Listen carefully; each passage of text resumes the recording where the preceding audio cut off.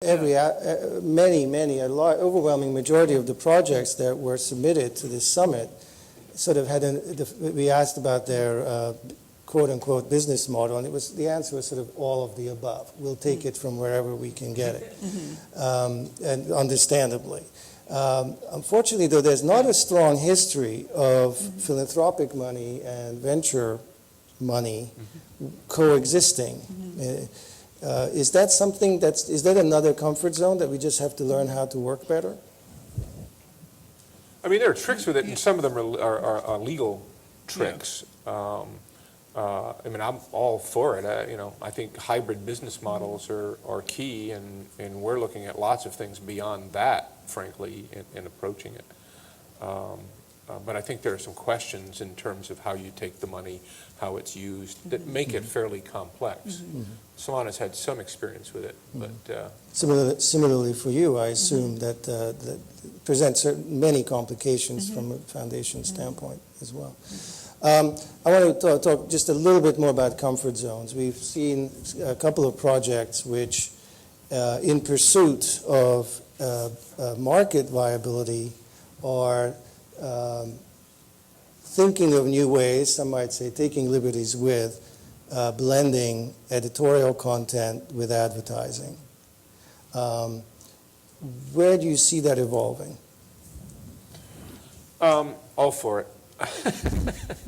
No, I mean, whatever works. Look, to me, the most important thing, of course, in all of that, I mean, I find it interesting, some of the discussions about, are there questions of ethics with regard to if you're taking, as pro-publicly, if you're taking foundation money or high wealth individuals who have an agenda, that's always been the case. No matter what your business model is, there is always the potential for decisions to be made for the wrong reasons.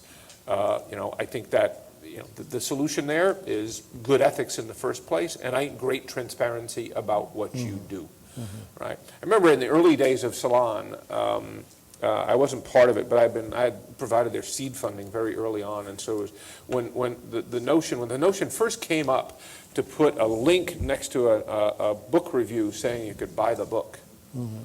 Whoa! I mean, the debate and argument over that. Was that ethical for us to put the buy button next to the book? Now that's taken as standard procedure. Mm-hmm. Laura Miller is not going to change her review of the book based on the book. So we have to shift the so-called ethical parameters around this. Now, how would the foundation world look at this? I didn't say shift the ethical parameters around. I mean, I think it's just, you do want to be clear to people and label things appropriate in your interface, whether it's. But transparency will be enough. But transparency, and hopefully, as in the case with Laura Miller at Salon, that over time folks have developed enough regard for her work and what she does, it's not even going to be a question. Mm-hmm. Right. We had a wonderful quote here earlier from Jeff Chang, still here, who said, when you're not chasing the dollar, that's when you get the most creative work. Is there an inner core or some part of arts journalism that sort of needs to be like that, and that where perhaps there is a purpose of philanthropy to say, we do need to isolate some of this from financial motives? I don't know. I think you do need to separate those two things. I'm not sure creativity is greater when there's no economic threat.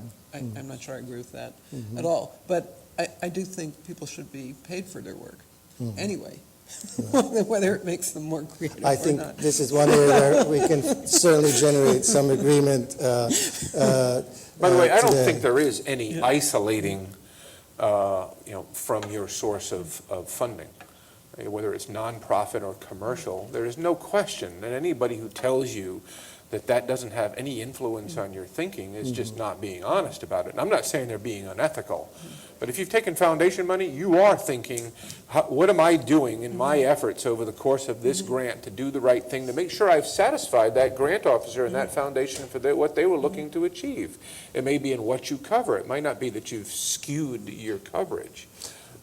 Similarly with regard to commercial advertising, you can't, it's just not correct to say it wouldn't. Jack Schaefer in Salon just the other day wrote a big piece raising the familiar red flags about how this may be just substituting one flawed business model with another. Foundations have fickle agendas, no transparency. So would transparency here too solve the problem? Well, I mean, I'm all for transparency. I think transparency is the best, and it's best to get ahead of things that are controversial. These are hot-button issues in the art world, particularly museums, for example. But it's better to talk about it beforehand than to do it without letting anyone know and then face the barrage of criticism that comes after. It's much better to give information. Our time is almost out. Okay. I just want to ask you, each of you, you've seen 10 very illuminating projects today. Based on everything you've seen and heard so far, what is the one big idea that you're coming away with today? Richard? Yeah, let's pass it to the business community for the first mover advantage. Gentlemen first. Today, I don't know how much of it was today. I mean, to me, I think one of the more interesting ideas, particularly as we talk about journalism, and it's something that we're working heavily on at Salon. We're in the process of redesigning and re-architecting how we do a lot of things, the end product, how we build it, and so on, is really exploring the nature of the form and structure of journalism online in the first place. How do we present it? What's the role of the long-form narrative?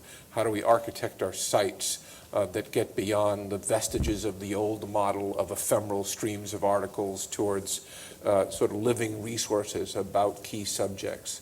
How do we use social media both as means of communicating about what we do, but also engaging the audience in what we do? How do we engage the trusted crowd in supplementing what we do and helping make what we do better? To me, that's the wonderful opportunity and the great creative challenge.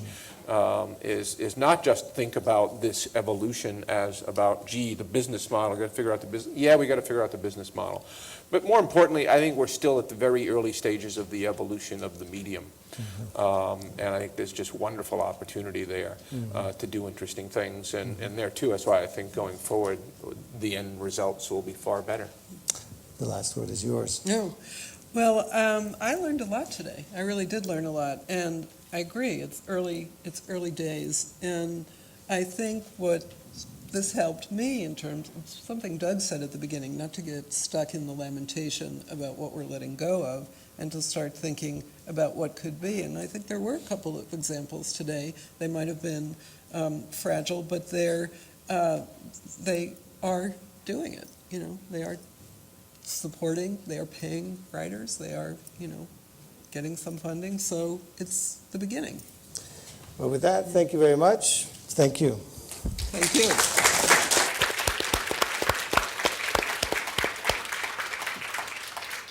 Well, thank you. I think nobody really